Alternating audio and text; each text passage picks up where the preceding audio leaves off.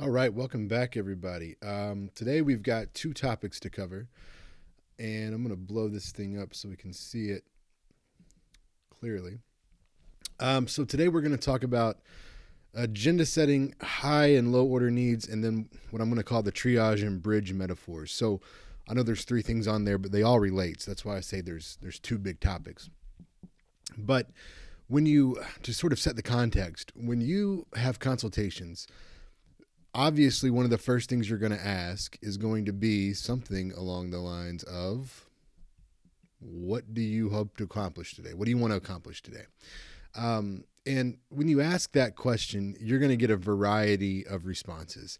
Some people are going to have nothing to say. Some people are going to overload you with things they want to accomplish today that just aren't possible. And so that's where you, as the consultant, are really going to have to use your skills.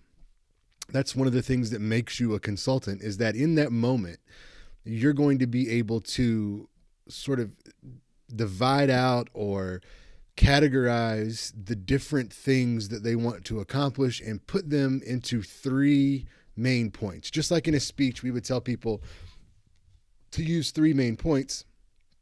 The same is true for a consultation. Try to think of 3 points, three things that you can accomplish. Now, sometimes that means that you're going to have to break something bigger into small parts. So if they say, which we'll look at next, I want to look at my introduction, that might mean that you break the introduction into 3 parts. Or if they give you a ton of things that they want to look at, you may then sort of theme those together and consolidate them into 3 main points. So let's look at a couple examples of this. Well, of course, it doesn't want to click. So let's say that you ask the question, what do you want to accomplish today? And you get this response: I just need to work on my introduction. Now, we all know that introductions include things like, you see them here: attention getters, statement of purpose, credibility statements, thesis statements, preview of main points. And so there's a lot to an introduction. That's sort of a typical answer that you would get from someone who's not a speech consultant, because they see the introduction as just, the singular item. And, if they say this to you, you should probably ask, what do you have so far? And then hopefully they'll show you something. Now, they may say, I don't have anything so far. If that's the case, then you'll want to start out with an attention getter. Seems fitting, right? And then I think you could make some decisions. It's decision-making time. Do you want to only focus on the attention getter? Do you think that that is so important? It may be a matter of, do they get it quickly? And can you move on? But when we think about agenda setting, there are some things that we need to keep in mind. It's not something we can sort of wait and see about. We need to establish goals for that session at the beginning. So let's say that we wanted to do a full introduction with this client. So maybe we would look at the attention getter, thesis, and preview. We know that there's more to an introduction than just these 3 things. But if we put those things down, that will get us sort of the key elements, especially if they have nothing already started. Now, if they say, I want to work on my introduction, and maybe the option 2 here is that you look at it and they have some things, but really you decide that the attention getter needs the most work. Well, then here you go. Maybe you could break that down into 3 points that are something like types of attention getters, delivering attention getters, and evaluating attention getters.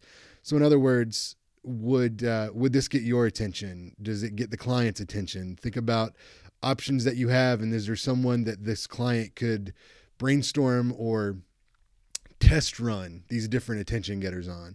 And talk to them about those things. Maybe you get, they need to work on their thesis statement because you looked at what they had. So maybe 3 things you want to do to make that thesis statement: summarize the content of the entire speech, do so though without any lists, because that's the preview, and then come up with the thesis. I also really like to recommend that if you do find yourself working on a thesis statement with a client, that you take them to imdb.com, the International Movie Database. Ask them what one of their favorite movies are, and then pull that up.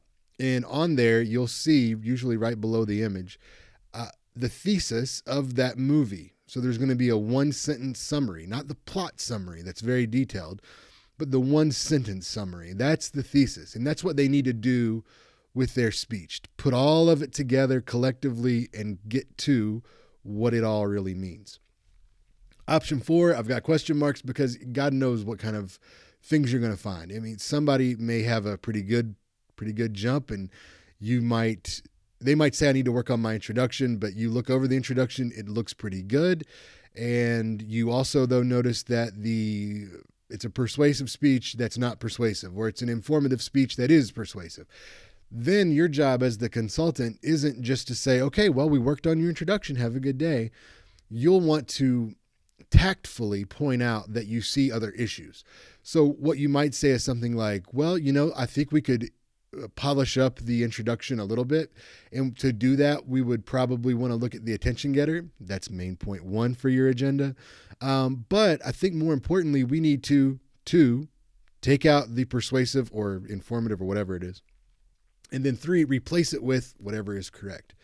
So, you're going to get lots of different possibilities. I can't list them all because who knows what will happen. But that's, again, where you come in as a well-trained consultant, is that you're able to field this sort of situation. You see what's happening. You're able to categorize it in your head. You're able to, or on paper, create 3 things that you can accomplish and then move from there. Now, what happens if you don't get through all 3 things? It's not the end of the world. Of course, we want to be efficient, but we also want to be effective. So, if you are, let's go back here, and we're working on these attention getters.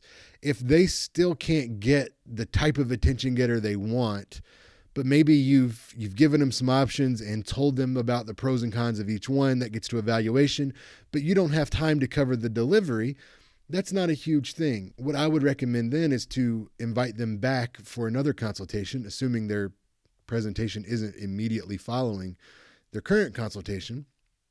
And then they can work on this a little bit more. Again, just as a reminder, we should always, regardless of how a session ends, always invite them back for another consultation if that assignment isn't due immediately following the consultation. Always invite them back. And don't just invite them. We'll talk more about this in another video, but do a hard sell. Go ahead and pull up the schedule. Don't ask if they want to come back, but when they want to come back. We'll talk about the bad boyfriend model. And it's okay to be a bad boyfriend only in this instance. So things to remember with agenda setting. Even if I realize that some of the people you trained with, maybe all, didn't do this. And it's because it becomes sort of second nature after a while. And that's a problem. So that's why we're going to cover it again when we do our larger training, but always write it down. Always write it down at the top of whatever you're using, whether that's, something you're typing, something you're writing on. Then confirm the list with your client. So you put things in 3 points that made sense to you, but then just simply ask the client, so does that seem like what you need to accomplish? And you show them the list. They'll probably say yes, and then you move forward. Then, as you move through the items on the list, mark those off as you complete one. Then at the end, always go back and recheck that list. Let's say that, you got everything marked off, everything was covered. That's important, not just so you can keep up with what you're doing. And yeah, sure, it helps with that. But more importantly for the client, it shows them that they've accomplished something. Most people, well, I shouldn't say that. Many people who come to the lab or writing center or any service like ours feel like it's a waste of their time, especially if they're required to come in. And you'll get those students that, could care less. They're just there for credit and they will tell you as much. But if you can come up with an agenda, work through it, and then at the end say, okay, look what we accomplished today. We did this, this, and this. Then you really can make a better impression on them so they'll feel like it wasn't a waste of their time, and then they're more likely to come back in. Bonus for you is that this will make your session notes easier because you have to go through and talk about what did you do today, right? Damn it, there it is, the 3 points. We walked through these 3 points. For this one, we did this. For that one, we did that. And for the other one, we did the other thing. And you're done. All right, so this is all sort of working together to make the client feel more satisfied and to make you feel more clear with what you've done and to stay on track. So lots of benefits to agenda setting, but you have to do it. And again, we'll cover this again for a reminder to everyone in the larger training, but this is not an option. You have to do an agenda before you get into the content. Now, when you think about agenda setting and this idea of what we call high and low order needs, I want to give you a couple examples here. Now, before you start reading ahead, if you've already done that, come back to me here. Let me tell you what high and low order needs means first. So it's prioritization. That's all it is. You're prioritizing what you need to do first. So if a student comes in and they establish there's 3 things they need to work on, think to yourself, if I could only get through one of these today, which one is most important? That's number 1. That's a high order need. Which one is next? Which one is least important? That least is low order. Now, they all might be relatively high or low, but you're going to rank them. And an example that I really like, we haven't used this before, so you're the first to see it, but we'll all talk about it in larger training, is an emergency room triage situation. I looked some things up about this, and a few hospitals use what they call the ABCD approach. And so it's A is airway. Make sure that the patient is able to breathe, because if you can't breathe, you can't live. B, make sure they're not bleeding or stop bleeding if they are. Again, you don't want them to bleed out. Are they conscious? Do you need to make them conscious? Is it better for them to be unconscious right now, or do you need to wake them up? What's going on? And then D is dehydration. So get some saline solution into them, get them, hydrated so that they can start to, regulate. What's the word I'm looking for here? When things are in a good position, it's in the middle. It starts with an M. I forget. Maybe you're trying to achieve homeostasis, right? You're trying to get back to something that's normal. For us, we could do a speech lab triage and call it ABCD. So the first thing you might look for, and let me set a stage for you real quick. Let's say that a student comes in and they tell you, my speech is due tomorrow. Okay, that's when, or shorter, anything shorter than tomorrow. That's when you'll want to really work this system. So A, make sure they have all the main parts, not points, parts. An introduction, a body, and a conclusion. Those things are required for a speech, really. So make sure that those are there. If they're not, get them, right? Start with the intro, body, conclusion. Then move to the B, which is body. And that's really focusing in on that part of the speech to make sure that the stuff that's there is logical and that there's transitions. Things are flowing pretty well. It makes sense. The body makes sense. If that's the case, if it doesn't, make it make sense. If it does, move on to C, the content. And this could be the amount of content that's there. It's not really possible to make a clean ratio of content to minutes based on a time limit. But you can, after you've done this a while, you'll be able to look at an outline and say, oh, that's too much for this speech. So you'll get the hang of that, but note if there is a lot of content or maybe it's very just, tiny. They need more. Maybe the type of content isn't really there. Maybe some things repeat. Maybe they are not clearly connected. What about sources? Is the information sourced? So you could check that. And then after that one, you can move on to things like delivery. That's last because, until we have a sound, doesn't have to be perfect or great or wonderful, but until we have a sound speech prepared, what's the point of working on delivery? Right? So again, make sure that you do the ABCs there before you move on to delivery or other more what we call nitpicky items. So with agenda setting, you're gonna use these high and low order needs. And the speech lab triage is sort of a new approach that we could use to understand this. However, one that we've used for quite a while now is the bridge metaphor. And we have an alternate logo, and you see it here, building bridges, because we feel like at the speech lab, this means 2 things for us. One, we want to build the bridge between the student and the material that they're learning, right? We are here to help them bridge their knowledge to this content.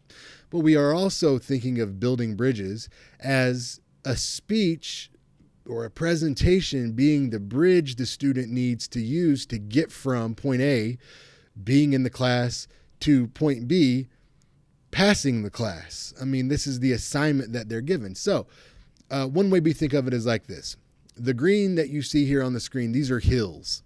And the multiple color pointy things in the middle, those are a pit of hell, right? You've got this terrible fire right there. So let's say that we have a friend here, young Levi. Yeah, that's my boy. Young Levi, and he needs to cross this chasm. And the way he needs to do that is through a speech. So on this side where he's standing now is before his speech. And in order to pass this class, he needs to get over here and deliver the speech. And all he has right now is his good looks and a tree. Now, if he can somehow channel Spider-Man or find a rope, he could throw that rope across. And that's something, it's better than nothing. It's better than just trying to free jump it, right? And so if a student comes in and it's the day of, the hour of sometimes, often, of their speech, sometimes this is all we can do for them. Hey, we'll do what we can. We can help you throw this nice rope over, and boy, you can try to swing on it, but you often fail. You fall down into the pit, and that's not enough. But that's not on you. Again, that's not on you as the consultant.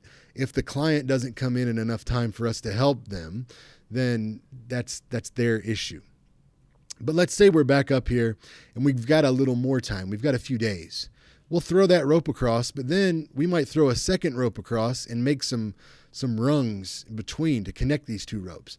Now we've got a little bit more of a safer approach to cross this chasm.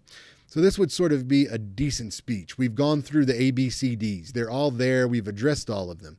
If we had more time, could we keep polishing and improving? You bet. But we didn't. Let's say we do, though. Well, now we can add some handrails and something to hold on to as we cross, and this gives us even more stability. But if they come in with lots of time, we can build a beautiful suspension bridge like the one behind me. That's why I picked it. That will help this person not only cross this chasm, but do so in style, right? I mean, this is a beautiful journey over this pit now that before was just a rope and a prayer. You throw the rope and you hope for the best while you swing. So when you get over there, you can ride your Power Wheels Jeep on the hood and throw gang signs as you go to your destination. So what you end up with is just a beautiful journey that Bob Ross would even be proud of. So the big takeaways for today, I want you to remember agenda setting is not optional. Okay, you have to do it. And that is simply asking the client what they want to accomplish, using their needs as they express them with your skills and experience as a consultant, and creating an agenda of 3 items that needs to get done. Then order those 3 items in a way that addresses high and low order needs. And if you want to remember the ABCDs, all the parts, let's go back and just take a quick look. If we can be reminded. Sorry, my dogs are barking. All the main parts are there. The body is logical with transitions. The content makes sense, the right amount, roughly. It's sourced. And then D, delivery. So we've got all that. And then, of course, if you don't like that one, you can think of the bridge. We don't want them to fall into the pit like our friend Levi here. So the more time they give us, the better we can build something for them to cross over. Bob, you would like that. And when we do this, we can then have goals at the top with this agenda. We can work through those goals and cross them off as we go.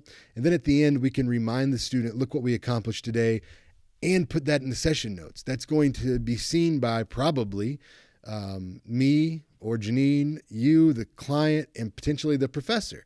And so, it's really clear that you have done some things. Now, let me tell you, and people who have been here a while will echo this. When students do poorly, they want to blame anything or anyone other than themselves.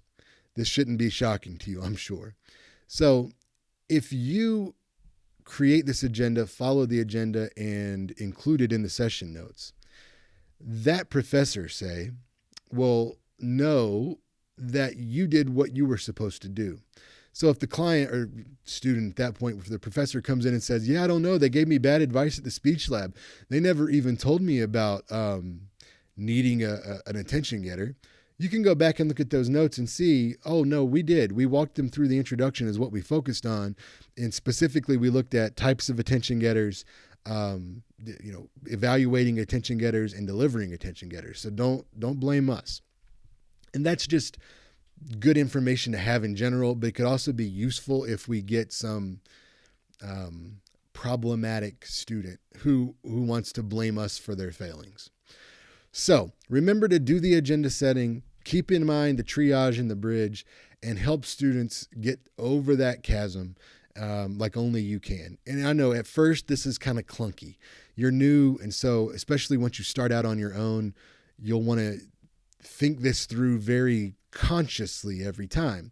But eventually it will become natural. But warning, don't let it become so natural, as many people do, that you forget to write it down.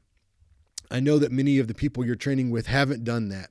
And so, again, we'll mention this in the larger training, but it's something that you need to do and they need to do. So make sure you do it. As always, if you have questions on this or anything else, let me know. And I encourage you as new folks to, the next time you're meeting with some client and your training consultant, before you go in, you might mention that Carl's video was about agenda setting and high and low order needs. And so you want them to do that. And again, it's not like you're asking them to go out of their way for you.